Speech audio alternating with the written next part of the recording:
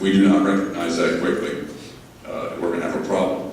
And I've had a lot of conversations with folks about my campaign because they didn't get it. How did you win? You know, when you go to run for a county office in Pinellas County, particularly a countywide seat, any of the political organizations and what have you will tell you right off the bat, Nancy will confirm, you need $150,000, $200,000, period. And if you don't have that, don't even bother running. And that's the general understanding. But we were talking a bit about today in our strategic planning, and mentioning about it, that the dynamics in this country have changed. Because when an individual who was prepared, mind you, and studied and spoke and has gone out, can win with $5,000 out of their garage, you had better take note, something's going on.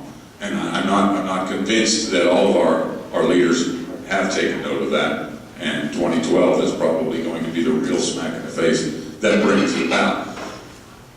And I don't say that because take note, we want the poor guy. No, I think it's take note that your big campaign coffers aren't dictating integrity.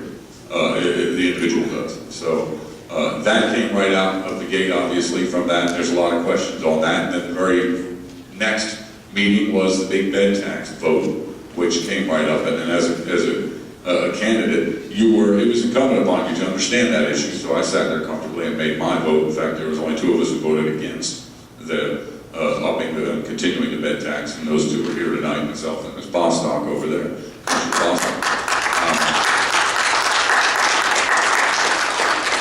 What we're engaged in now is strategic planning for the upcoming budget cycle.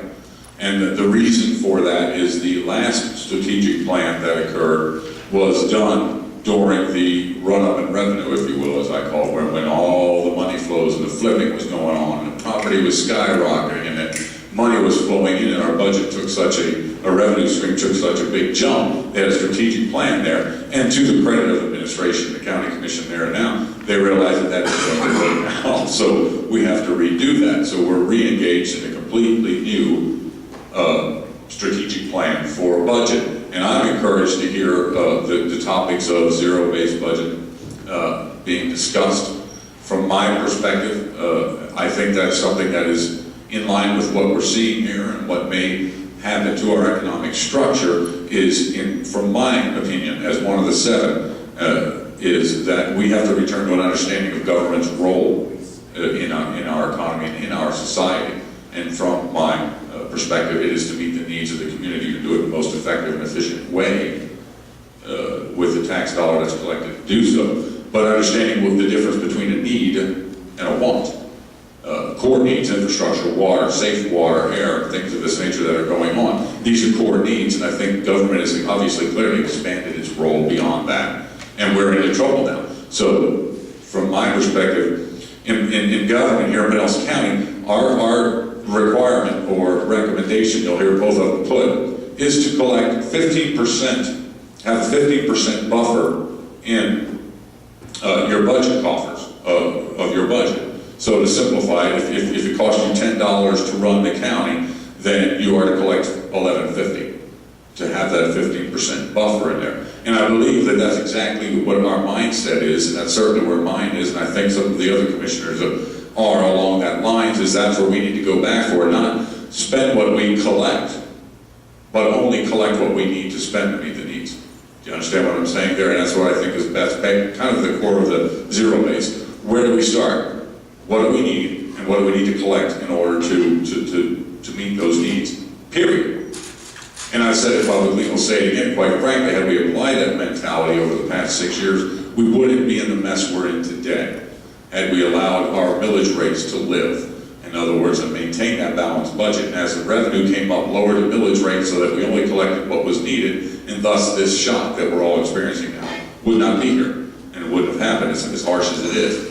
My goal as county commissioner, and I hope to be joined by others, is to bring us to that understanding. Our goal is to balance this budget by meeting the needs, period. Not just allowing, regardless of the market fluctuations, for the revenue to up and down and ebb and flow. Stay right here and balance our budget. We should be able to address the issues we're facing today. Right now, Pinellas County's budget at $1.6 billion, in my opinion and study, and I've been doing this for 6 years, is where it should be, where it should have naturally progressed and should be today. The problem was that balloon where it went to 2.2 billion, and we spent with that mentality. Now crashed back. People talk about our property values are in decline. We're seeing a decrease and a shortfall. I don't envision it that. I think it's a correction because it was illusion in the first place.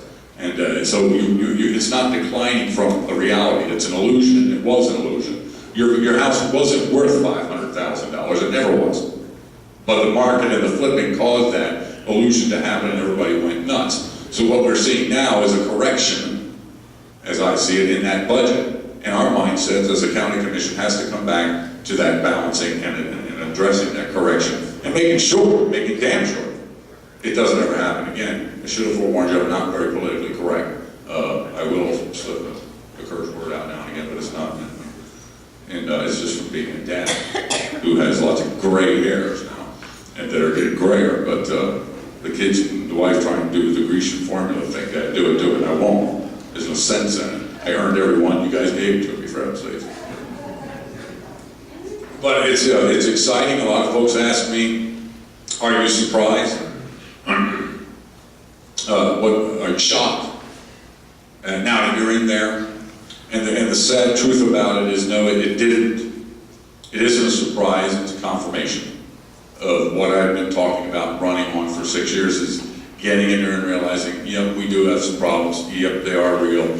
Yeah, what I was saying wasn't a lie. But I think even from our cities to our counties and our state and our federal, the real crux of the whole matter is nobody's governing. Everybody's campaigning. There's no governance going on. It's all campaigns. Constantly. Decisions are made based on a campaign. There are discussions today in strategic planning and budgeting that weren't really around how much money do we have, what should we spend it on. It's, well, how's that going to impact the campaign season? That's the problem. The politicians, not leaders, in my opinion. That's my opinion, and it's not shared by the board. Let me put that little, not that it isn't, but that's a disclaimer in there, that the views and opinions expressed by Norm Roche appears not necessarily the views and opinions of the entire board, but they're mine. I was elected to put them forward. I'm going to, whether they're liked or not at times. And in 4 years, you, the voters, will decide whether I've done you well or not, and you will take that action. I think 2012 is going to bring up a great deal more of that, because we're forced through a lot of things that you saw tonight. There isn't a decision. We're forced to get back to reality and no longer. And I talked about it years and years and years ago, and you heard everybody sort of adopting in the media and everything that perception is reality. Perception is reality. No, it isn't.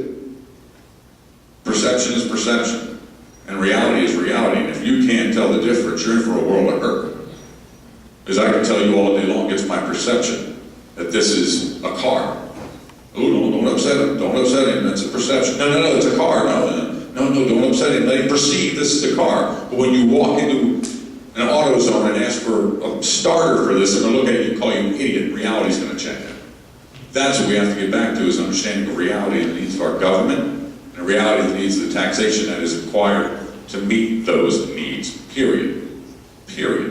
I can tell you it's going to be ugly coming forward in Pinellas County, because I don't see our revenues and our property values going back up. I think we are headed for the double dip, and I think we are going to see that. And I'm glad to be there, quite frankly. It's not going to be pretty, and I'm going to take a lot of shots, but I'm going to do my best to make the decisions that are going to impact this county in 20, 30, 40 years, not 5 years, not 4 years, not a decision based on a campaign, but a decision based on what is the smartest action on behalf of this county that's going to impact us in 20, 30 years down the road. And if I do that well, in 4 years, you'll say, go back and give us 4 more years. If I don't, you'll throw me out. That is the beauty of our democracy. And I stand accountable to it without question. I could go on, as many of you know, and talk.